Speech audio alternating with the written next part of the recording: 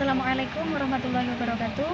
Nama saya Boto Rahayu, nomor NIM 202001052. Di sini saya akan menyampaikan atau mengerjakan tugas dari dosen Pak Haris selaku pengampu mata kuliah strategi dan metodologi pembelajaran. Yang mana satu mata kuliah ini sangat-sangat perlu dibutuhkan oleh tenaga pendidikan.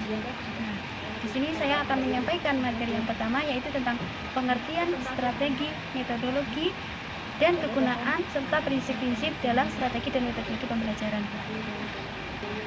Yang pertama, kita akan menyinggung tentang pengertian strategi pembelajaran. Strategi pembelajaran PAI. Strategi pembelajaran PAI adalah suatu rangkaian kegiatan pembelajaran atau pembelajaran aktif guru dan siswa. Menurut KEM, itu adalah pembelajaran atau kegiatan aktif guru dan siswa yang mana bertujuan untuk mencapai suatu tujuan yang diinginkan dalam pembelajaran. Supaya apa? Supaya pembelajaran itu bisa berjalan dengan efektif dan efisien.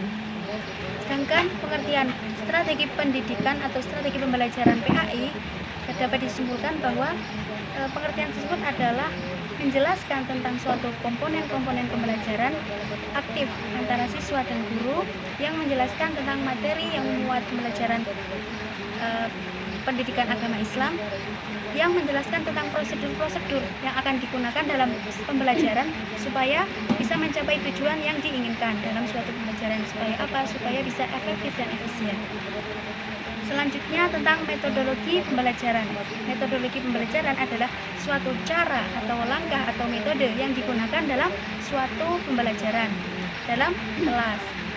Nah, untuk pengertian metodologi pembelajaran pendidikan agama Islam, itu adalah metode, cara, atau langkah-langkah yang dilakukan dalam melakukan atau strategi pembelajaran yang menyangkut tentang materi pendidikan agama Islam. Kemudian saya akan menjelaskan tentang prinsip-prinsip metodologi pembelajaran. Namun sebelum ke dalam prinsip-prinsip metode pembelajaran, saya akan menjelaskan tentang prinsip-prinsip pendidikan. Jadi prinsip-prinsip pendidikan itu ada 4.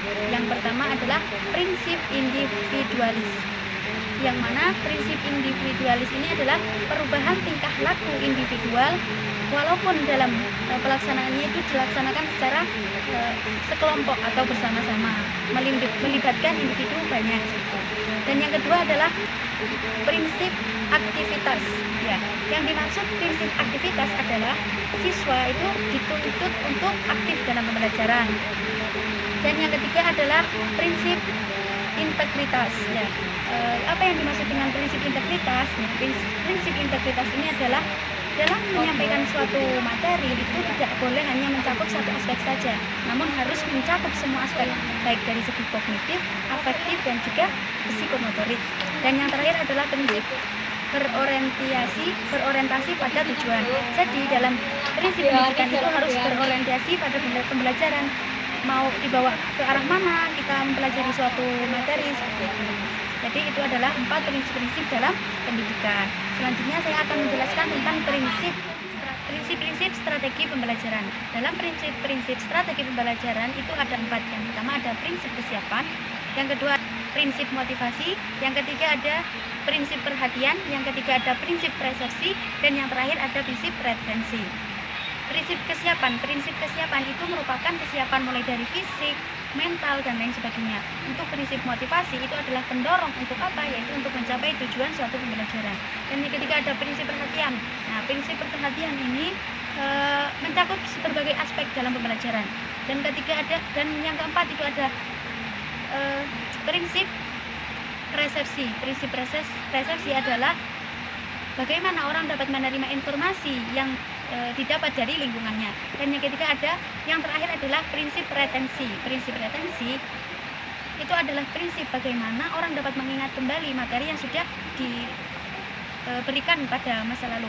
Biasanya kan ketika kita diberikan materi itu kan untuk mengulas kembali kan gampang lupa. Nah, makanya harus diperhatikan betul-betul dalam prinsip retensi ini. Kemudian tentang prinsip-prinsip metodologi pembelajaran. Prinsip-prinsip metodologi pembelajaran ini disampaikan oleh Muhammad Omar Al-Taumi Al-Syaibani.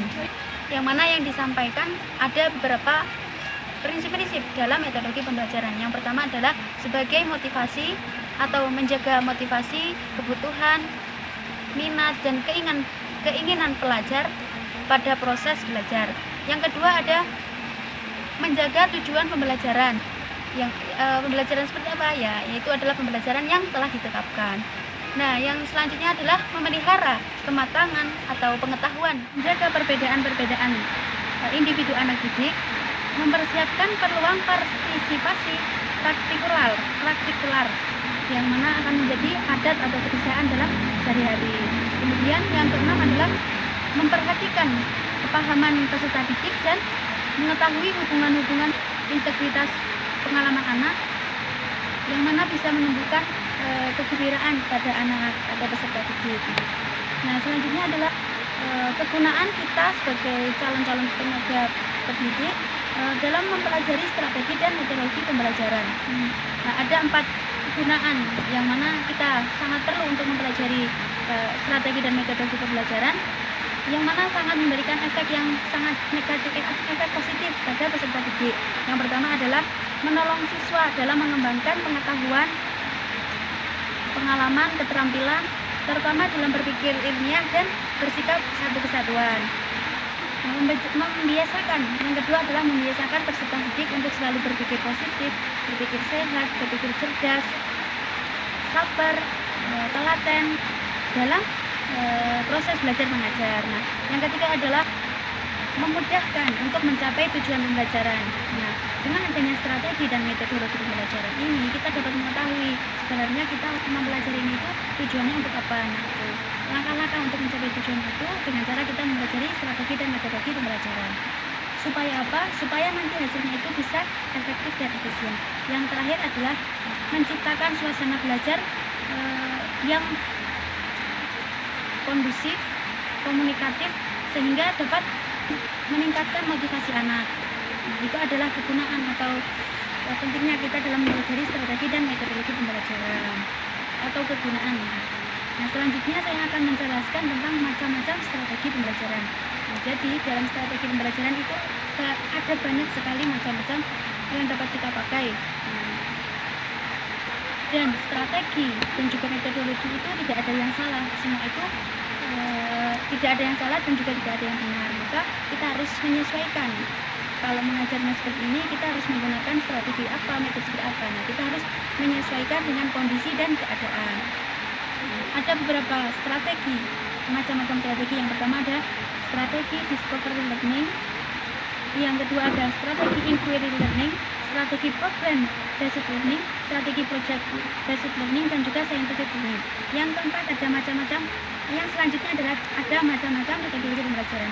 Dalam metodologi pembelajaran itu ada sangat banyak sekali, tergantung kita menggunakan ada metode ceramah, metode diskusi, metode debat, metode presentasi, eksperimen, dan lain sebagainya. Untuk masalah metode itu bisa menyesuaikan dengan materi yang akan dipelajari. Nah, itu mengenai pembelajaran